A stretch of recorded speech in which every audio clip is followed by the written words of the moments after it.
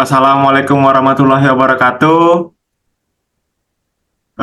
Di sini kami akan menjelaskan dari makalah kami atau proyek kami yaitu Face Detection Image Processing, yang dimana dosen pengampunya yaitu Pak Wawan Kurniawan, SSI, MCS.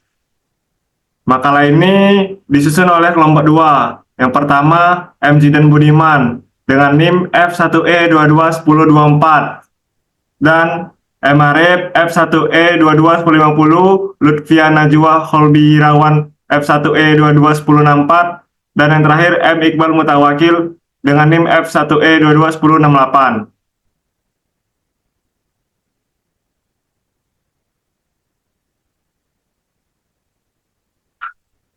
Di sini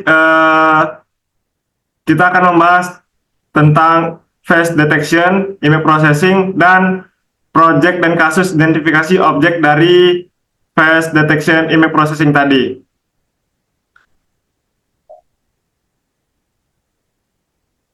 Untuk pembahasan dari face detection akan dijelaskan oleh MD dan Budiman. Oke, face detection atau deteksi wajah merupakan proses mengidentifikasi wajah dalam sebuah gambar atau video. Deteksi wajah berbeda dengan pengenalan wajah, di mana pengenalan wajah lebih maju daripada deteksi wajah. Selain mendeteksi wajah, pengenalan wajah juga mengenali identitas pemilik wajah tersebut. Bawah, tolong, Rit.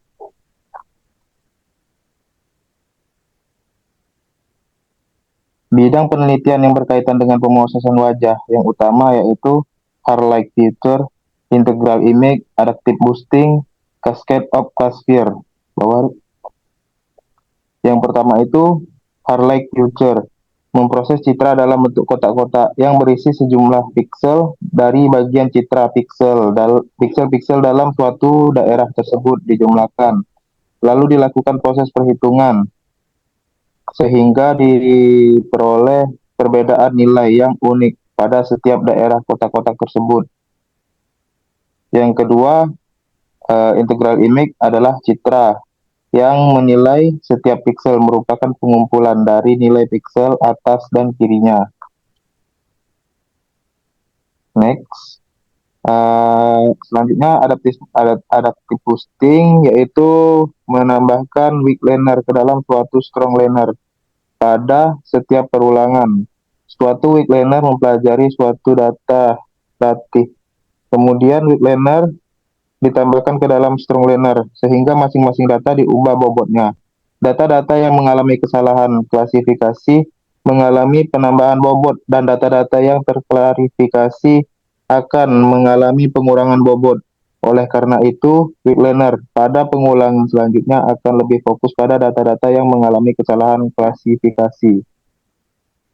Yang keempat, cascade of classifier, menggabungkan pengklasifikasian dalam suatu cascade of classifier, kecepatan pendeteksian cepat meningkat, yaitu dengan memusatkan perhatian kepada daerah dalam citra yang memiliki peluang saja. Hal ini dilakukan untuk menentukan di mana letak suatu objek yang sedang dicari pada suatu citra.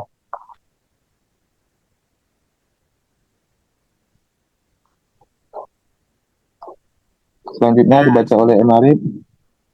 Selanjutnya, image processing merupakan metode penangkapan dan pengolahan citra gambar yang memiliki sifat tidak merusak, di mana dalam proses pengambilan data yang dilakukan dengan bantuan alat penangkapan citra, khusus untuk dapat diolah menggunakan perangkat lunak dengan algoritma image processing.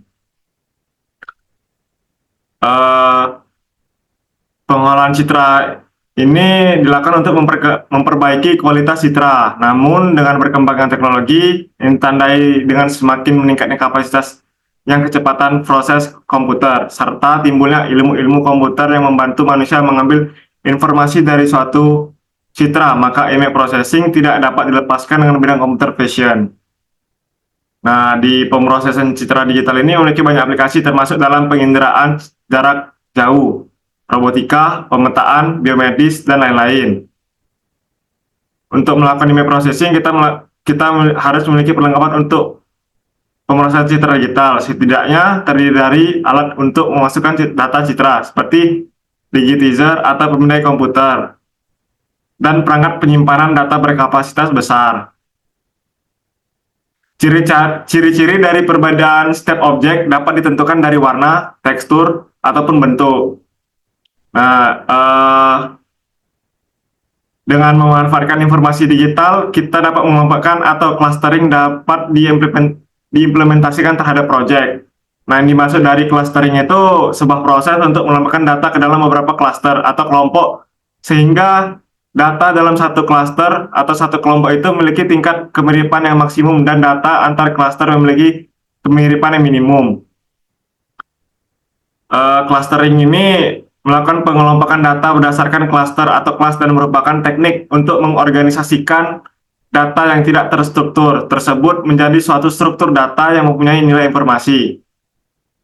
Jadi clustering ini salah satu teknik yang dapat digunakan untuk identifikasi objek yang bekerja dengan mencirikan kelompok warna pada objek tersebut. Salah satu tekniknya itu menggunakan ciri warna yang disebut dengan hierarchical agglomerative clustering. Untuk bagian proyek dan kasus identifikasi objek akan dijelaskan oleh M. Iqbal Mutawakil. Untuk selanjutnya yaitu bab 3 proyek dan kasus identifikasi objek. Mungkin kita akan langsung ke tahap simulasinya saja. Yang pertama yaitu judulnya adalah face detection menggunakan OpenCV Harhasket.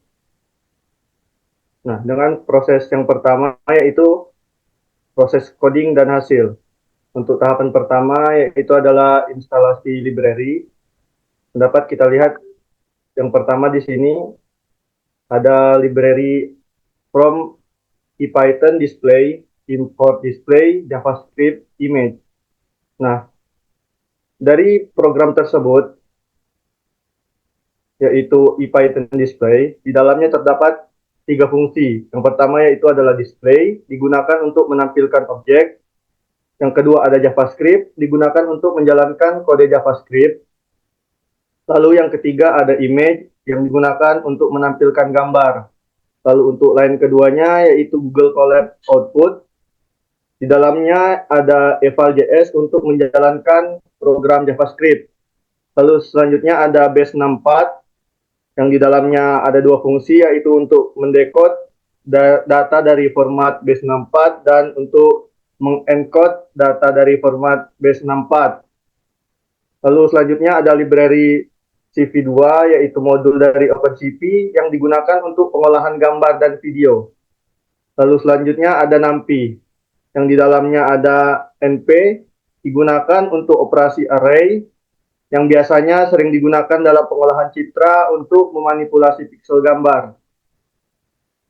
Lalu selanjutnya ada library fill dan input output.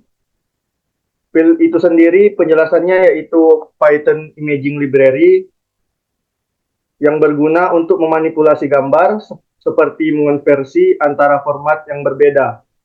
Lalu selanjutnya ada HTML, digunakan untuk memproses data HTML, misalnya untuk menampilkan data dalam format web. Lalu selanjutnya ada library time, digunakan untuk fungsi yang terkait dengan waktu, seperti mengukur durasi proses atau memberikan jeda waktu dalam eksekusi program. Lalu tahapan selanjutnya yaitu membuat program menggunakan JavaScript untuk mengambil gambar dan selanjutnya dikonversi ke format yang bisa diproses oleh OpenCV. Dapat kita lihat di sini untuk programnya yaitu terdapat 2 fungsi. Untuk fungsi pertama menggunakan JS to image. Di dalam program JS to image ini berfungsi untuk mengonversi objek dari JavaScript menjadi gambar yang dapat diproses oleh OpenCV dalam format BGR. Lalu selanjutnya terdapat juga fungsi bbox to byte atau bounding box. Dalam fungsi ini mengonversi gambar kotak pembatas atau bounding box yang dibuat oleh OpenCV menjadi string byte base64 yang dapat digunakan untuk overlay pada stream video. Untuk program selanjutnya yaitu program Harcascade. Dalam program ini digunakan untuk membantu kita mendeteksi objek tertentu dalam gambar seperti wajah, mata, atau objek lainnya. Nah, untuk program selanjutnya mungkin agak sedikit panjang kalau dijelaskan satu persatu. Untuk penjelasan umumnya yaitu program ini digunakan untuk mengambil foto dari webcam, mendeteksi wajah dalam foto menggunakan model Harcascade, dan kemudian menyimpan foto dengan kotak bounding box di sekitar wajah yang terdeteksi. Dalam program ini memiliki langkah-langkah untuk mendeteksi objek. Yang pertama, tentunya mengcapture foto dalam format JavaScript. Lalu selanjutnya data foto dikonversi ke format OpenCV. Lalu setelah itu foto akan diubah menjadi hitam putih atau gray. Selanjutnya wajah akan dikenali dengan fungsi Harcascade. Setelahnya bounding box akan dibuat, lalu foto akan disimpan. Untuk program lanjutannya yaitu program untuk mengambil foto menggunakan webcam. Pada lanjutan program ini dikhususkan menguji apakah pengguna memiliki webcam atau tidak, memberikan izin akses ke webcam. Jika webcam tersedia atau diizinkan, maka akan dilakukan proses pengambilan foto melalui fungsi take photo. Setelahnya akan disimpan di dalam variabel file name. Ketika foto berhasil disimpan, maka foto akan ditampilkan menggunakan fungsi display dan image. Nah, untuk simulasinya seperti ini, bisa kita lihat.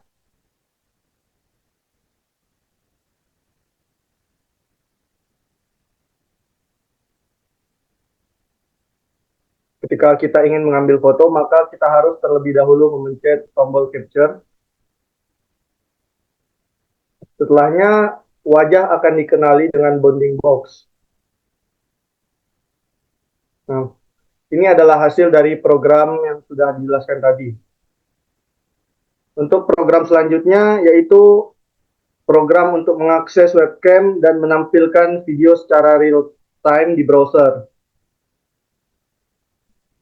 Untuk program ini mungkin agak sedikit panjang kalau dijelaskan satu persatu. Untuk penjelasan umumnya, program ini dibuat untuk streaming video langsung dari webcam dan menjalankan video secara berulang. Ini berguna untuk aplikasi yang memerlukan pemrosesan video real time seperti deteksi objek atau analisis visual. Di dalam program tersebut terdapat dua fungsi, yaitu fungsi video stream untuk menampilkan video dari webcam secara langsung pada Google Colab. Video tersebut dapat dihentikan dengan mengklik video atau tombol yang disediakan. Lalu yang kedua yaitu fungsi video frame. Digunakan untuk mengambil bingkai video dari streaming webcam. Setiap kali fungsi ini dipanggil, ia akan mengembalikan data video yang diambil, termasuk performa dan gambar video dalam format base64. Untuk program lanjutannya, ditujukan untuk memulai menjalankan kamera webcam untuk menampilkan video pada Google Colab. Video yang dihasilkan tentunya memiliki bounding box yang akan mengikuti wajah yang dideteksinya. Proses akan terus berjalan hingga webcam di stop. Untuk simulasinya seperti ini.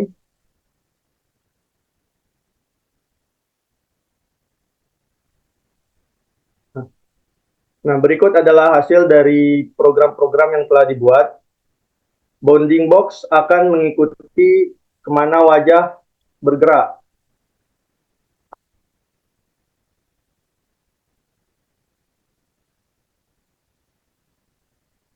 Nah, mungkin sekian untuk simulasi dari program face detection. Saran untuk mengembangkan Lebih lanjut dari teknologi pengenalan wajah, disarankan beberapa langkah sebagai berikut. Yang pertama, peningkatan algoritma. Terus dikembangkan dan menyempurnakan algoritma yang ada untuk meningkatkan akurasi dan kecepatan deteksi wajah. Ini termasuk mengatasi tantangan seperti variasi pencahayaan, ekspresi wajah, dan sudut pandang. Yang kedua, keamanan data. Memperkuat aspek keamanan dan privasi data dalam sistem pengenalan wajah, terutama dalam penyimpanan dan pengelolaan data wajah pengguna untuk mencegah penyalahgunaan dan pelanggaran privasi. Yang ketiga ada aplikasi baru, mengeksplorasi dan mengembangkan aplikasi baru dari teknologi pengenalan wajah dalam berbagai bidang seperti kesehatan, pendidikan, dan layanan publik untuk meningkatkan efisiensi dan personalisasi layanan. Yang keempat, pengujian lapangan. Melakukan lebih banyak pengujian lapangan untuk menguji dan mengevaluasi kinerja sistem pengenalan wajah dalam kondisi nyata, guna memastikan keadaannya dalam berbagai situasi dan lingkungan. Yang kedua, kesimpulan yaitu, berdasarkan makalah ini dapat disimpulkan bahwa teknologi pengenalan wajah telah berkembang pesat dan memiliki berbagai aplikasi praktis dalam bidang keamanan dan komersial. Teknologi ini memanfaatkan algoritma canggih untuk mendeteksi dan menganalisis fitur-fitur wajah, sehingga memungkinkan identifikasi dan verifikasi individu secara efisien. Metode seperti Hardcast-D, Integral Image, dan Adaptive Boosting merupakan beberapa teknik utama yang digunakan di dalam pengolahan citra untuk pengenalan wajah. Meski demikian, terdapat tantangan seperti variasi pencahayaan, sudut wajah, dan ekspresi yang harus diatasi untuk meningkatkan akurasi dan keandalan sistem pengenalan wajah. Oke, baiklah. Sekian dari penjelasan kami yaitu Face Detection Image Processing. Lebih kurangnya kami mohon maaf. Kami akhiri. Wassalamualaikum warahmatullahi wabarakatuh.